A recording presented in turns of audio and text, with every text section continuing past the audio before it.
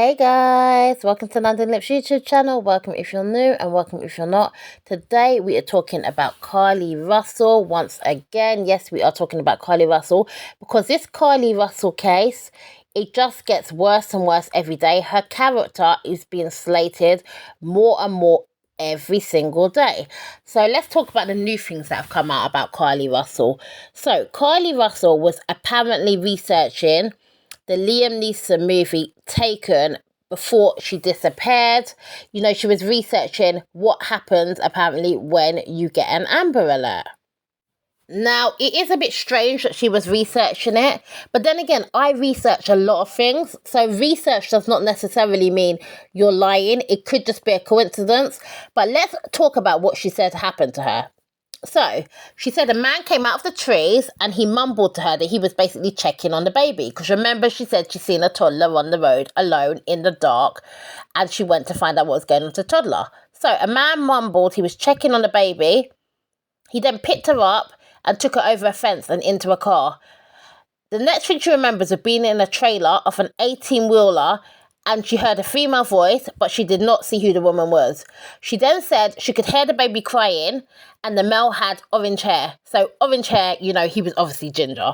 So we've got a white male who is ginger, you know, who has kidnapped her off the road. He's got a baby with him. And basically what she then said happened is she talked about how she escaped. So let's talk about this. So they blindfolded her, but they didn't tie her up. They didn't want to leave compression marks, so they didn't really tie her up. So they were trying to leave no marks on her body. She then told the police that she was made to strip. This person photographed her body, but they did not actually physically or sexually abuse her. She was able to escape. It is also being said at the moment that the day she went missing, before she went missing, she is seen on a surveillance camera. They claim she stole a dark bathrobe and some toilet paper from the spa where she was working. I'm not going to name the spa just in case she goes back to work there. But, you know, that's what they said she stole. They also say she went into the shop. She got herself some granola bars, some Cheez-Its, and she took those with her. Now, remember when they found her car, you know, they found her phone, her wig and her Apple Watch, but they also found some takeout food that she had ordered from a restaurant that was near her work. So they are the things they found. She had driven like 600 yards, and, you know, this is when she's seen the baby. She allegedly seen the baby. Now, these are the things they're saying she researched, right, before she went missing. So she researched things like, do you have to pay for an Amber Alert? She Googled things like how to take money from a register without being caught. She researched things like Birmingham bus station and a one-way ticket from Birmingham to Nashville. So she is also meant to have researched terms like kidnapping, disappearances, and they claim she done this on the day she vanished. The day she went missing, they claim these are the things she was researching. So I would say they are trying to give us the impression that, you know, she was planning this whole thing and she was planning to disappear. CARLEE managed to escape, allegedly, when they were moving her in a vehicle. She escaped and then she ran home. That's basically what happened. She ran home. She banged on her family's door. She got home around 10:45 p.m. and she was obviously, you know, in a bad way. You know, as I said, she was conscious, but she wasn't really speaking. So, you know, this is what is meant to have happened. Now, CARLEE's character has absolutely been being trashed. And I hope this girl, you know, is lying to some degree, because if this girl is telling the truth, she has literally been, you know, abducted. She has been forced to strip naked. She has been through something so horrendous. There is a toddler out there who is at risk. And if she is telling the truth, the way she has been treated would be absolutely a disgrace. You know, everyone is out here basically saying she is lying. And as I told you guys, you know, yesterday, there's other cases before as a girl who had acid flung in her face, who the police felt was lying, and it turned out that she was actually a victim. So sometimes the police get it wrong, sometimes the public get it wrong. sometimes you can look like a liar and you are not a liar. So, you know, I hope she is lying, because if she is not lying, it's really terrible the way this girl has been treated. You know, it's speculated that maybe she could have a mental condition. Well, if she is making this up, of course she must be suffering from some sort of mental condition, or she must have a very good reason as to why, you know, she needs to be running away and why she would be making something so, you know, serious and dramatic up. So I'm going to show you, you know, the retracing of her steps, you know, and, you know, you guys can, you know, really have a look at this and think if you think, you know, this girl is lying, because this is, you know, a really serious issue. Because if she is, you know, not lying, there is a ginger man out there right now, a white man with orange hair, who is ready to snatch, you know, women off the road. There's a white man out there with ginger hair who possibly has a toddler who he's possibly abducted. You know, there is someone extremely crazy and dangerous on the loose right now. So if she's telling the truth, this kidnapper, this ginger guy, you know, this ginger white guy who is out here, you know, kidnapping toddlers and kidnapping women off the side of the road, will be right now at home, you know, knowing that he's got away with it, and his victim's character is being absolutely trashed. Live at 5 in the last 2 minutes, we got a brand new press release from Hoover's Police Department about the status of the case, a question so many of you have been asking us all weekend and certainly all day today. Here's a couple of the key points. Not a lot of big new information in this release, but a couple of phrases I want to point out to you. First of all, police call this a tedious process to try and reconstruct the movements of CARLEE during the time she was missing. The police department says it's important to make sure everything is methodically evaluated so we have the clearest possible picture of what took place from the time CARLEE called 911 until she returned home on Saturday night. And then they recap some of the facts which we have shared with you. She left work from the summit about 9:20, was ordering food from a nearby business, traveled there, then was on the phone with individuals she knew on the path until she called 911 at 9:34. Called the 911 operator, told them she saw a toddler in a diaper on the side of 459 here and was going to stop and check on them. So she hung up with 911, called a relative and told them the same thing. And then that is when she was the last time that she reported in and then was missing. Hoover police say they arrived within 5 minutes of being dispatched. Other officers arrived. They found, as they said, her wig, cell phone, Apple Watch, other items, her car, but not CARLEE. And then fast forward to Saturday night, 10:44 p.m., Hoover 911 gets a call from CARLEE's home saying that she has returned home on foot. So police and fire paramedics go there, take her to UAB Hospital, where they say she's been treated and released. So now we know CARLEE is out of the hospital, and they say they were able to talk. They were trying to get a statement from her both there and at the hospital as well. Now, what she said in that statement, they say, is part of the ongoing investigation, which will continue over the next several days. Detectives say they were able to retrace nearly all of CARLEE's steps until the point she went missing, and are confident that continues to be the case. So this is all they say they can release right now. Again, not a lot of new details, a lot of unanswered questions still about what happened to CARLEE Russell in those 48 hours. But Hoover police, again, live at 5, just giving us this update on the case, saying they've retraced a lot of her steps up until the point where she disappears on the side of 459 in the video so many of you have seen that we got a hold of. What happens from there until... So they were the steps, you know, the police had traced, you know, that was like yesterday or so. But now, you know, the press conference is out, which I'm going to let you guys watch now. Good afternoon for you all coming today. You know, 6 days ago, our community learned about the disappearance of CARLEE Russell, and it sent fear and pandemonium not just through our city, but the entire state and the nation as well. The media quickly joined us to get the word out about CARLEE. Our community sprung into action, and they organized search parties, arranged prayer vigils, and they took other steps that I'm not even aware of to help in this situation. The Hoover Police Department quickly rallied multiple partner agencies, stopping at nothing to find CARLEE.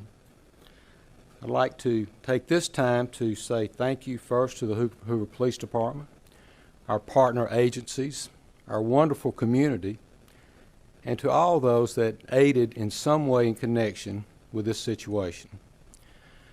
As the days have gone on and more information has been shared, we know everyone has questions. The Hoover Police Department is known for being very methodical and thorough with their investigations. For that reason, we did not feel comfortable speaking in detail publicly until now. It is important that we share this information now so that our community can be put at ease. So at this time, I'll turn the microphone over to Hoover Police Chief Nick Dursis. Thank you. Thank you, Mayor. Thank everyone for being here today. Besides me stands the team who played a significant role in this investigation. I want to thank our department, members of surrounding local law enforcement agencies, the FBI, Secret Service, United States Marshals, and ALEA for their assistance in this case. We said from the evening of July 13th, our focus would be the safe return of CARLEE Russell. That occurred on Saturday, July 15th, approximately 49 hours after she called 911 and disappeared. From that point, our focus has been to determine CARLEE's whereabouts during that time and what exactly took place. Let me say up front, this investigation is not over. We're still working this case, and we'll be working this case until we uncover every piece of evidence that helps us account for the 49 hours that CARLEE Russell was missing. However, through the public interest, and in some cases, public fear that this story has generated, we owe it to our citizens to tell them the facts that we have uncovered. So I will give you the facts that we know today. On July 13th, at approximately 8:20 p.m., CARLEE left work from a business at the Summit. Surveillance video from her place of employment shows CARLEE concealed a dark-colored bathrobe, a roll of toilet paper, and other items belonging to the business prior to her departure. She ordered food from Tzatziki's at the Colonnade and traveled there. She then traveled to Target on 280, where she purchased some granola bars and Cheez-Its. From there, she remained in the parking lot at that shopping center until 9:21 p.m. when she drove to I-459. CARLEE communicated on her cell phone with individuals known to her while on her path of travel up to the point of calling 911 at 9:34 p.m. And at this time, we will play the 911 call in its entirety.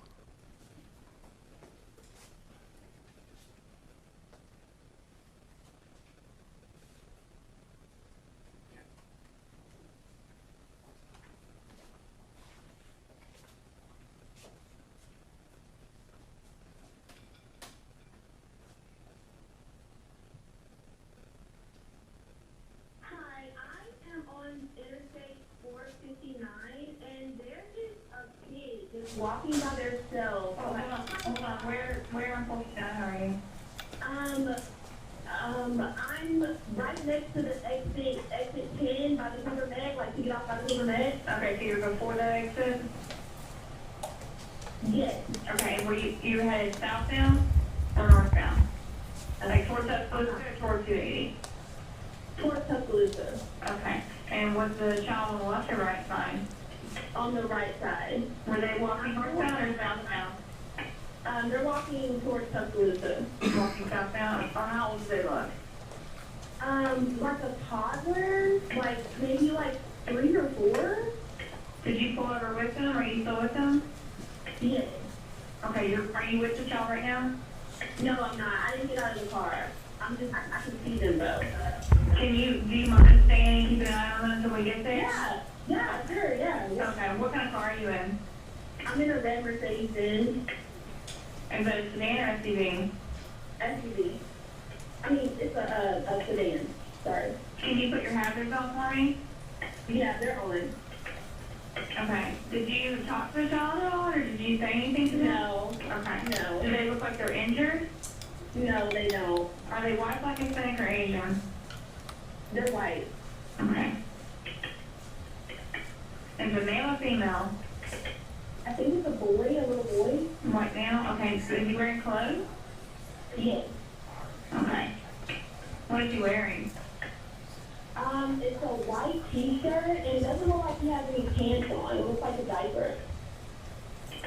And you don't see any cars anywhere? No, no cars anywhere.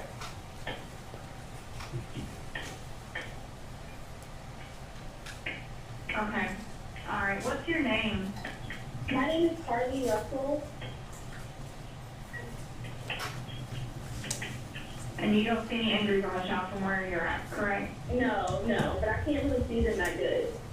Okay, try to keep an eye on them for the best that you can, because I don't want you to lose track of them. Okay. All right, and do they have shoes on?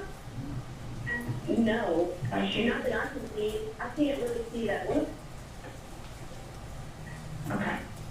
All right, I've got them on the way, okay? Just try to keep an eye on them, but officers are on the way, okay? Okay, thanks. Thank you. Okay, bye. Carly called a relative after speaking with the 911 operator. She went missing during that conversation sometime after 9:36 p.m. Traffic camera footage was obtained which depicted this portion of the incident, and that footage was analyzed as part of the investigation in conjunction with the 911 call and cell phone data to accurately determine the time frame.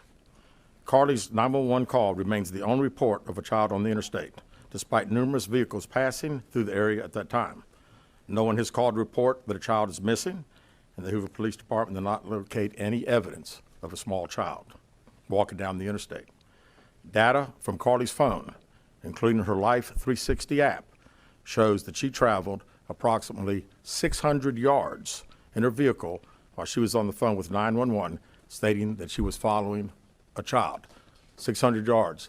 That is 6 football fields straight, 600 yards. The Hoover 911 Center received a second call from Carly's mother stating that a relative was on the phone with her when they heard Carly scream, and then they had an open phone line. Hoover police officers arrived on the scene within 5 minutes of being dispatched, and several other officers arrived shortly. They located Carly's wig and cell phone in the grass near the vehicle. Her purse was located in the front seat of her vehicle with her Apple Watch in the purse. The food she ordered for Tzatziki's was also in the car. The items she purchased from Target, as well as the items taken from her place of employment, were not in the vehicle, nor were they located anywhere around the scene. Hoover police deployed all available assets from the point in the search for Carly. Additional resources were called in to include our own drone unit, crime scene investigators. Numerous detectives responded to the scene. Throughout the day Friday, officers from surrounding local and federal agencies assisted Hoover police in the search for Carly Russell. Officers returned to the scene on 459 to conduct a thorough line search for evidence. K-9 teams from the Jefferson County Sheriff's Department responded to check for any sign of Carly, the child that she claimed to see, and anything else that could be considered evidence in this case. Those searches all turned up empty. Private citizens, including search parties organized by her family, friends, began looking everywhere that they could to find any trace. These searches took place throughout the day Friday and again on Saturday, yielding nothing. At 10:44 p.m. on July 15th, the Hoover 911 Center receives a call from Carly's residence stating that she returned home on foot. In subsequent investigations, detectives obtained surveillance footage of Carly walking down the sidewalk alone prior to arrival at her residence. She was conscious and speaking with paramedics when she was transported to UAB. Detectives were able to obtain a brief statement from her prior to being treated and released. During the statement, she told detectives that while traveling down the interstate, she saw a baby walking down the side of the road and called 911. She stated when she got out of her vehicle to check on the child, a man came out of the trees and mumbled that he was checking on the baby. She claimed that the man then picked her up and she screamed. She stated he then made her go over a fence. She claims he then forced her into a car, and the next thing she remembers is being in the trailer of an 18-wheeler. She stated that the male was with a female. However, she never saw the female, only hearing her voice. She also told detectives she could hear a baby crying. She told detectives the male had orange hair with a big bald spot on the back. She said she was able to escape the 18-wheeler and fled on foot, only to be captured again and then was put in a car. She claimed she was then blindfolded but was not tied up because the captor said they did not want to leave impressions on her wrists. She said that they took her into a house and made her get undressed. She believes they took pictures of her, but she does not remember them having any physical or sexual contact. She stated the next day she woke up and was fed cheese crackers by the female. She said the woman also played with her hair, but could not remember anything else. At some point, she was put back in a vehicle she claims was able to escape while it was in the West Hoover area. She told detectives she ran through lots of woods, until she came out near her residence. During this interview, detectives noted that CARLEE had a small injury to her lip, and she claimed that her head was hurting. She also had a tear in her shirt. Detectives also noted that she had $107 cash in her right sock. Out of respect for CARLEE and her family, detectives did not press for additional information in this interview and made plans to speak with her in detail after giving her time to rest. Detectives continue analyzing data from CARLEE's cell phone that was left behind at the scene. We enlisted the help of the United States Secret Service in conducting this analysis. Part of what data included several internet searches in the days leading up to their disappearance that I think are very relevant to this case. On July 11th at 7:30 a.m., the term, "Do you have to pay for an Amber Alert?" was searched. On July 13th at 1:03 a.m., the day of her disappearance, the term, "How to take money from a register without being caught," was searched. On July 13th at 2:13 a.m., the day of her disappearance, the term, "Birmingham Bus Station," was searched. On July 13th, 2:35 a.m., a search for a one-way bus ticket from Birmingham to Nashville was conducted with a departure date of July 13th. On July 13th at 12:10 p.m., a search for the movie Taken, a film about abduction, was conducted. There were 2 searches related to Amber Alerts on a computer at CARLEE's place of employment, including one regarding the maximum age of an Amber Alert. There were other searches on CARLEE's phone that appeared to shed some light on her mindset, but out of respect for her privacy, we will not be releasing the content of those searches at this time. So the police are obviously questioning, her mindset. They obviously think she's undergoing, some sort of, mental health issues, something along them lines, but they're not disclosing that right now. Anyway, guys, thanks very much for watching. Don't forget to like, comment, and subscribe. And I'll see you guys on another one. Peter Pan, that's what they call me.